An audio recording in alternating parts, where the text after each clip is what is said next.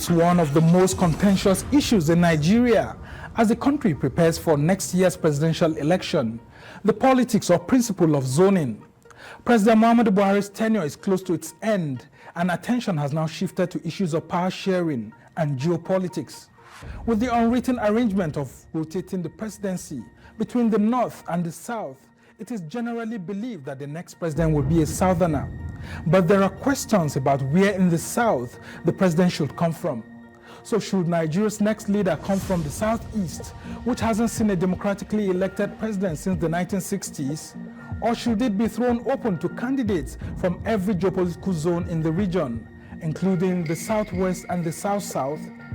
Will the Southeast support other presidential candidates that emerge from those regions? I'll be joined by some intellectuals and socio-political experts to analyze what already looks like a Southern dilemma ahead. I'm Somna Sambo, and this is the Arise interview.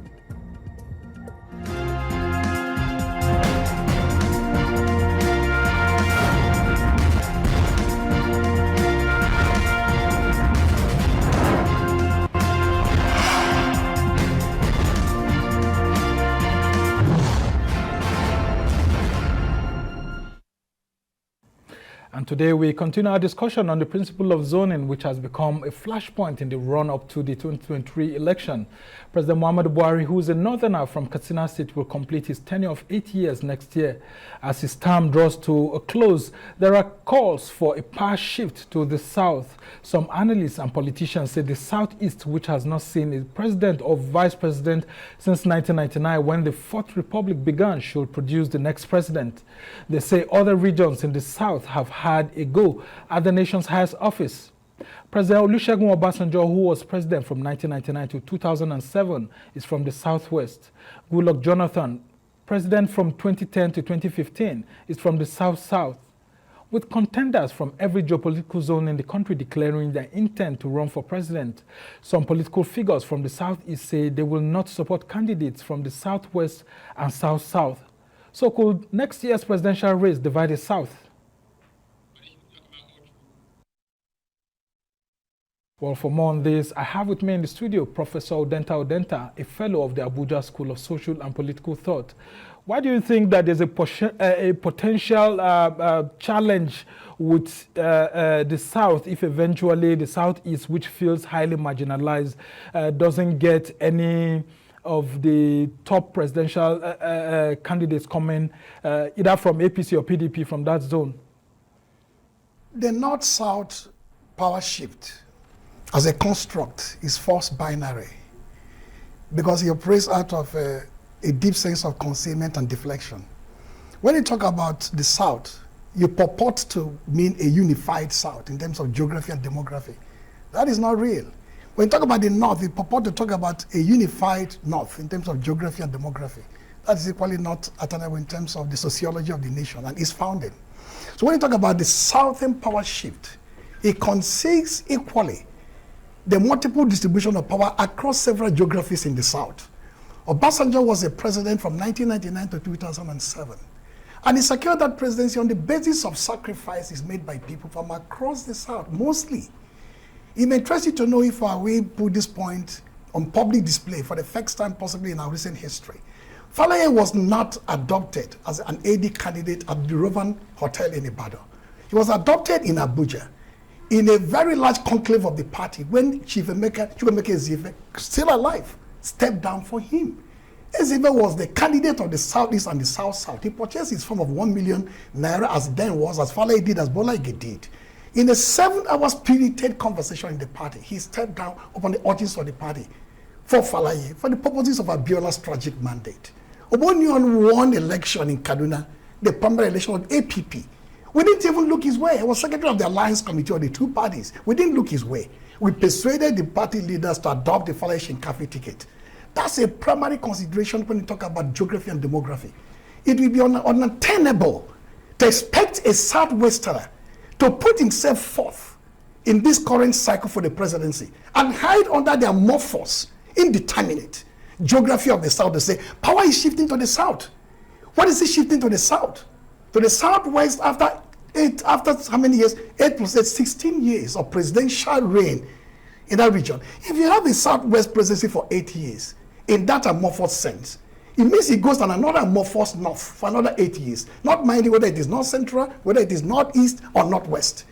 I can't hold brief for the north, but I do know that the Sion of Ottoman Danfodio, which is the Fulani corridor, from Sokoto to Amadou Bello, down to Shagari, down to Yaradua, down to Buhari, I will not litigate for the north, its own geography and demography, to sort out how they have to micro-zone there. I can speak because it's a very huge issue, them. Even in the north too, where you are hearing people saying that should the president who comes from the north always come from the northwest? Why don't we have some from the north central or even northeast that hasn't had a shot? Okay. Let's take a look at the merits of the southeast actually saying that they just need to get this ticket. How has the Southeast reached out to other parts of the South? That's talking about the South-South and the Southwest. Shouldn't it be a sort of political negotiation between leaders of the South-South, leaders of the Southwest coming together, and then you lobby them and you let them know that, look, we haven't done enough. We need to be given an opportunity to either be president or vice president this time around too. Okay, now this conversation goes on at multiple levels. At the level of the nationality groups, Afenifere, Pande, Fohanese, their voice is very clear and unequivocal. On the one hand, they want a southern shift of presidential power. On the other hand, some actually speak about the injustice to the southeast. That means there should be maybe the right of first refusal. But as powerful and influential as nationality leaders are, they are not the controllers of party destinies. The party determines its own choices and options on the basis of core established leadership. Maybe the National Executive Committee, maybe the caucus, maybe the BOT, and so on. Some of these leaders may be influential from the outside, but they're not there. And members of the Southeast leadership collective in the political domain, who are part of this multiple conversation, like the Governors Forum my friend mentioned, they always hide under this larger picture of a Southern presidential movement. When that happens, it conceals a whole lot of tensions within the South. It behoves not just the Southeast leaders to push for recognition and acceptance that you have had your turn in the Southwest and partly in the South-South. It is our turn now. It's equally for the other leaders to appreciate that rapacity of power, or avarice of power, or greed of power is whatever that unravels elite consensus. And a lot of sentiment is growing in the Southeast. Within the two major political parties, you find the prospect of the elite not stepping back to say Southeast should have their take. And for example, an APC or PDP candidate will emerge maybe from the Southwest. Does it serve the interests of the Southeast to go along with such a candidate? Surely not. I don't expect a proud Southeast son or daughter to say you throw a lot with somebody from the Southwest to extend what they can call emerging hegemony. Yes, or South-South. You may well have put a D to answer your question directly. Is there a progressive northerner, for example, in the PDP, based on what Dr. Sam said here, that the balance of zoning power within the North and South in PDP more favors a flexibility of options to say not just the vice president, but inclusivity. They talked about the last 8 years having no serious Igbo voice at the national security and defense apparatus, where matters of destiny of the nation and themselves equally decided. It could be part of that challenge to say, rather than an amorphous Southern presidency that could shift the power away for 16 or 32 years, it's better to come close enough like the Southwest did in 2015. In very which case, submission. light enough there, they could have it. Very interesting submission you've got there. When we come back from this break that we're going on, we're going to x-ray some of the issues you actually raised there.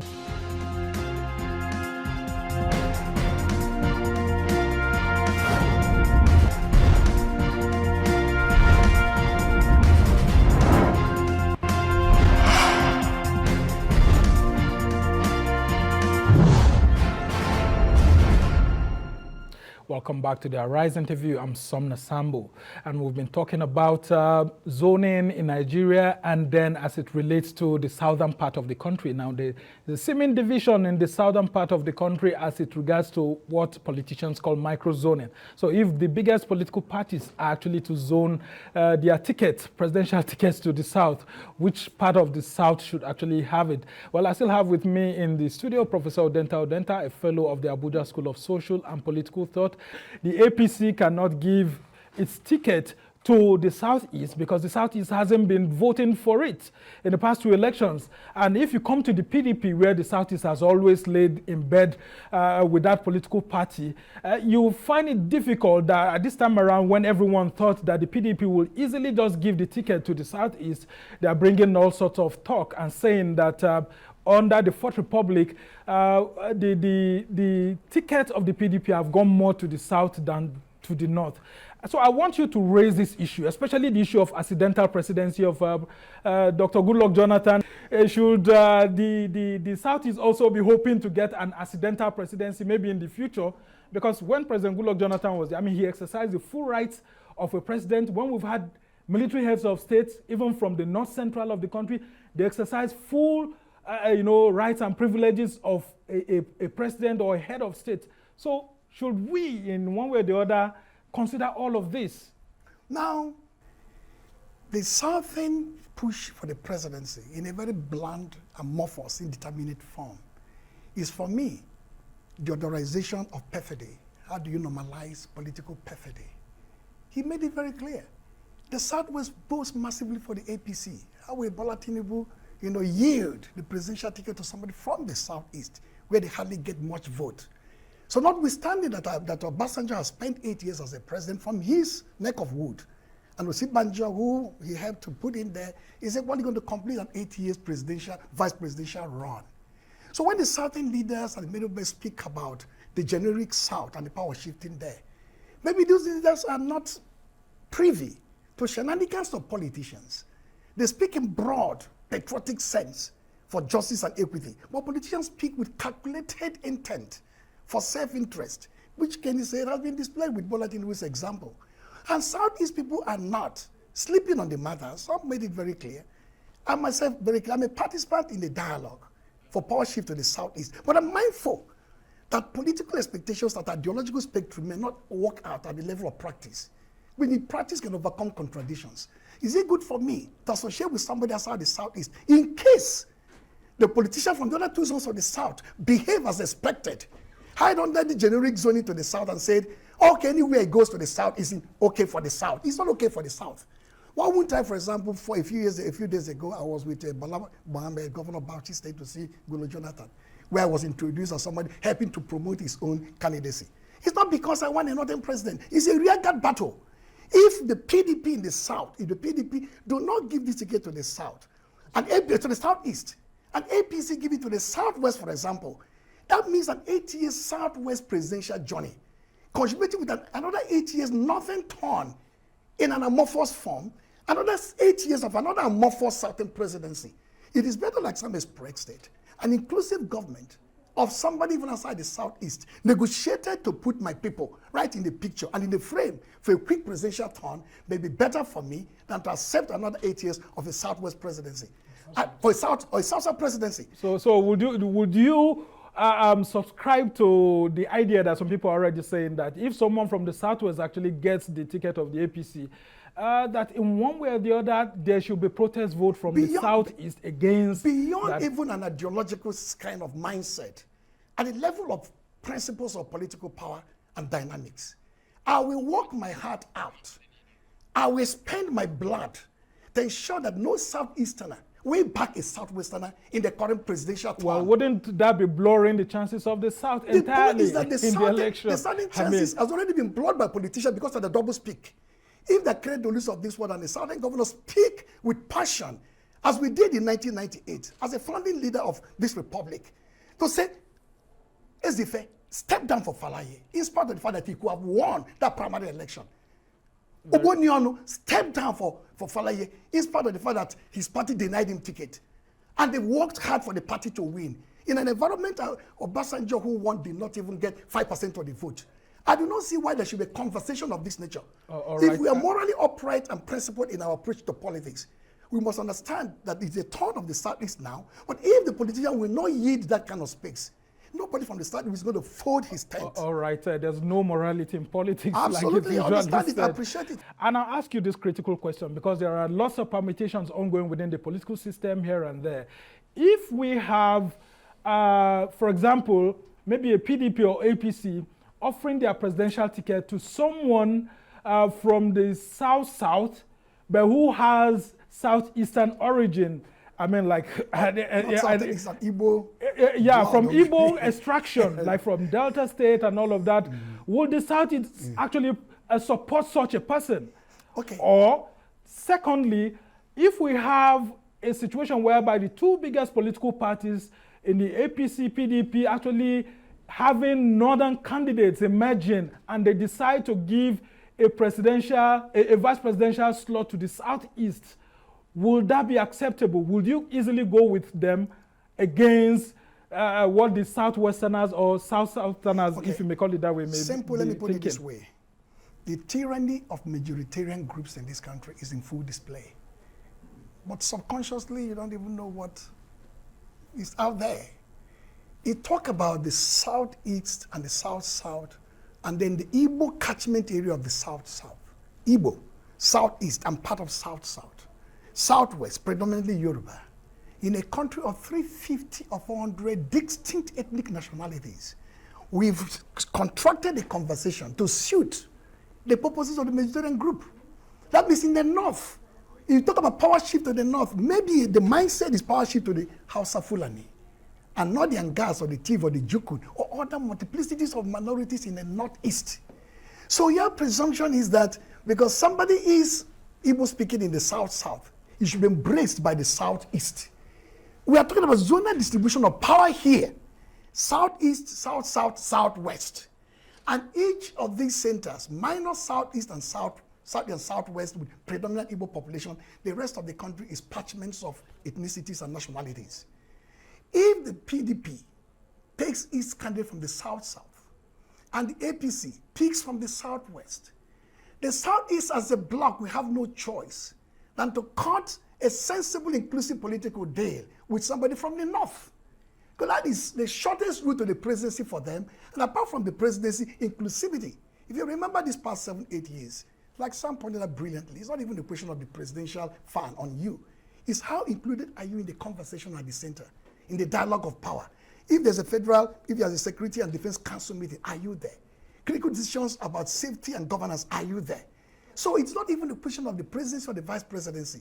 It's not a question of offering the Southeast a vice presidency. It suits the Southeast under this situation where there is a normalization of perfidy of the South by a grand amorphous zoning to that South to say we can cut a deal with anybody sensible and progressive in the North in order to mainstream the Igbo Southeast into the power equation. Very interesting conversation you've got here, but we have to go on a short break. When we come back, we'll talk more on the last segment of the show on how we can ensure that there is a country ahead of 2023 before we'll continue with this dialogue of zoning.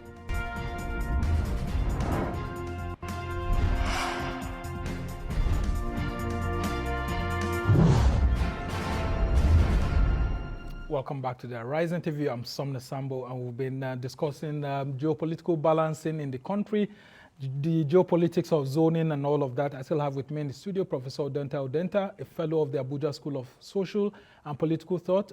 After having invested most of its politics in the past 6-7 years in the APC, don't you think that it's reward time for the Southwest in the APC? Wouldn't it be unfair for the APC not to want to give this geopolitical zone, its presidential ticket, considering the weight it put behind a Buhari presidency in 2015 and then in 2019? Okay. We already know that of the PDP, the body language in that party seems to show that no one from the Southwest is seeking its ticket. But in the APC, don't you think that the Southwest needs to be rewarded for its efforts? Let me put it this way. Zoning is a paradigm of restrained power.